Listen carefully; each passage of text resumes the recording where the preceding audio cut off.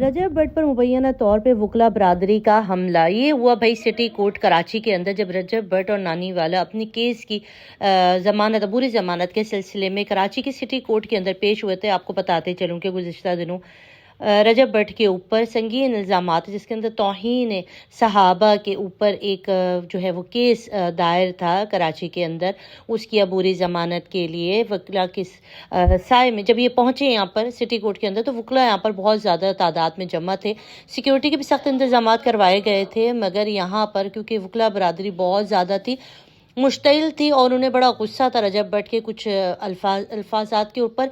उसके बाद इन्होंने सिटी कोर्ट के अंदर रजब भट्ट किसी को भी जवान औलाद का गम ना दे, जवान औलाद की, वो भी अकलौते बेटे की जुदाई इंसान को जो है ना वो वक्त से पहले कब्र में उतार देता है। इस वक्त पाकिस्तान का एक इलाका है मालाकंड, उनका जवान साल बेटा जो कि यूके के अंदर वर्क वीज़े के ऊपर गया था और वहाँ पे जॉब करता था, उसकी मौत, उसके सानिहा, उसकी जनाजा, ये क्या आलम होगा, किस तरह से वो लड़का इस दुनिया से चला गया।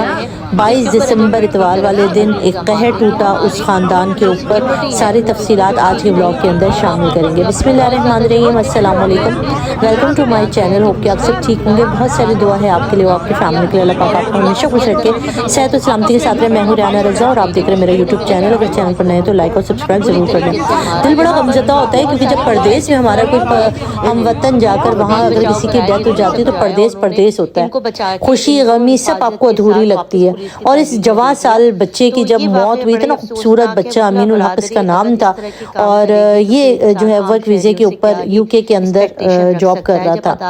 पाकिस्तान में इसकी 2 बहनें थी जवान, जिनकी शादियां करानी थी इसने, और इसके बूढ़े माँ बाप। अब इस लड़के ने तालीम हासिल की पाकिस्तान के अंदर। मालाकंड शहर एक, आपको पता है, एक छोटा सा इलाका है, कोई इतना ज़्यादा तरक्की याफ्ता नहीं है।